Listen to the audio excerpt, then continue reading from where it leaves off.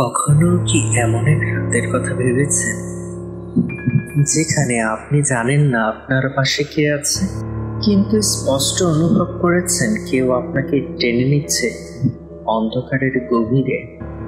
আমার সেই রাতটা ছিল আমার জীবনের সবচেয়ে দুঃস্বপ্নের সময়, যখন আমি একা ঘরটা নিস্তব্ধ, আর হঠাৎ অনুভব করলাম কোনো অভিশপ্ত আত্মা আমার জীবন ছিঁড়ে ফেলার জন্য আমার উপর আক্রমণ চালাচ্ছে।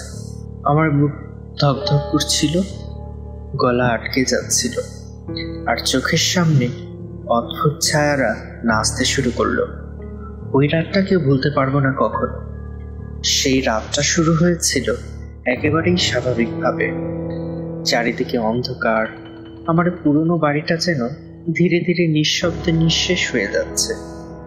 ঘরটা এতটাই নীরব ছিল যে আমি নিজের হৃদস্পন্দনও স্পষ্ট শুনতে পাচ্ছিলাম।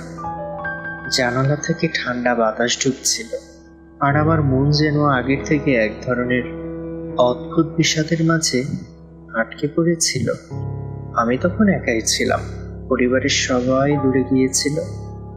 একা, নিঃসঙ্গ, আর মুখোমুখি অজানা কোনো ভয়ের সাথে, যা সেই রাতে আমার দরজার ঠিক বাইরে অপেক্ষা করছিল। মধ্যরাত যখন বেজে গেল, তখন আমার ঘুম ভেঙে গেল হঠাৎ এক অদ্ভুত শব্দে, যেন কেউ পায়ের নিচে ধীরে ধীরে হাঁটছিল। প্রথমে ভেবেছিলাম মায়া বা রাস্তায় কারো হাঁটার আওয়াজ, কিন্তু ঘরটার ভেতর থেকেই যেন আওয়াজটা আসছে।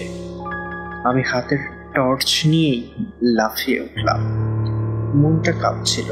টর্চটা চালিয়ে ঘরে ঘুরতে শুরু করলাম। তখনই দেখলাম ঘরের বাতিগুলো নিজে নিজেই জ্বলছে আবার নিভে যাচ্ছে। বাতি জ্বলছে, নিভে যাচ্ছে, আবার জ্বলছে, যেন কেউ আমার সঙ্গে খেলছে। আমার বুকটা আটকে যাচ্ছিল, ঠান্ডা ঘাম পা থেকে মাথা পর্যন্ত ছড়িয়ে পড়ছিল। আমি জানলাম এসব বিদ্যুতের খেলা নয়। তখনই এক কোণে ধীরে ধীরে একটা অদ্ভুত ছায়া জমে উঠল। ছায়াটা মানুষের মতোই ছিল, কিন্তু তার কোনো মুখ ছিল না, শুধু কালো এক শূন্যতা। ছায়াটা যেন আমাকে টেনে নিচ্ছিল, আমার শরীর থেকে শক্তি চুষে নিচ্ছিল। মনে হচ্ছিল যদি আমি একবার তার দিকে তাকাই, তাহলে হয়তো হারিয়ে যাব এক অন্ধকার জগতে, যেখান থেকে ফেরার কোনো পথ নেই। আমি পিছনে সরে গেলাম, কিন্তু ছায়াটা ধীরে ধীরে আমাকে ঘিরে ধরছিল। একটু পরেই সেই ছায়ার থেকে ফিসফিস করে আমার নাম ডাকার আওয়াজ আসতে লাগলো। সেই গুঞ্জন যেন আমার মনের গভীরে চেপে বসল। আমার হৃদয় ভেঙে পড়ার মতো দ্রুত স্পন্দন করছিল। আমি নিজেকে বলছিলাম, এটা কেবল আমার কল্পনা, এটা কেবল আমার মন। কিন্তু ভয় বাড়তে লাগলো। ঘরটার বাতাস হঠাৎ একেবারে থেমে গেল, অথচ ফিসফিস চলছে অনবরত, যেন কেউ আমার সবার ভেতর থেকে কথা বলছে। আমার মনে একটাই কথা ছিল, আমি বাঁচতে চাই। আমি শ্বাস নিয়েছি ধীরে ধীরে, নিজেকে বলেছি শান্ত হও, লড়াই করো। আমি প্রার্থনা শুরু করলাম, নিজের মধ্যে শক্তি জোগানোর চেষ্টা করলাম।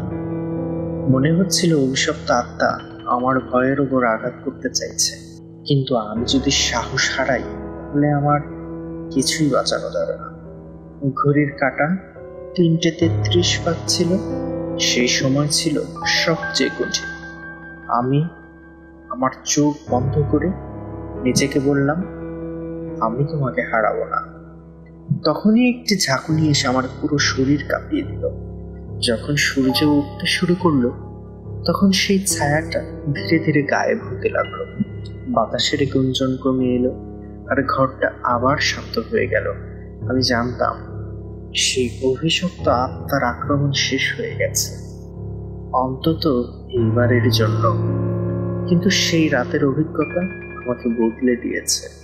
আমি বুঝতে পেরেছি সত্যিকারের ভয় শুধু বাহিক্য নয়, আমাদের মনের ভেতর থেকে আসে, আর সেই ভয়কে জয় করাই বড় কথা। আপনাদের সামনে এই ছিল আমার অভিশপ্ত আত্মার আক্রমণের রাতের গল্প। এই ধরনের অভিজ্ঞতা আপনি কেউ কখনো অনুভব করেছেন কি? কমেন্টে জানাবেন। যদি গল্পটি আপনার ভালো লেগে থাকে তবে দয়া করে লাইক দিন এবং সাবস্ক্রাইব করে রাখুন। আমি শীঘ্রই নিয়ে আসবো আরো ভয়ঙ্কর রহস্যময় গল্প। ধন্যবাদ।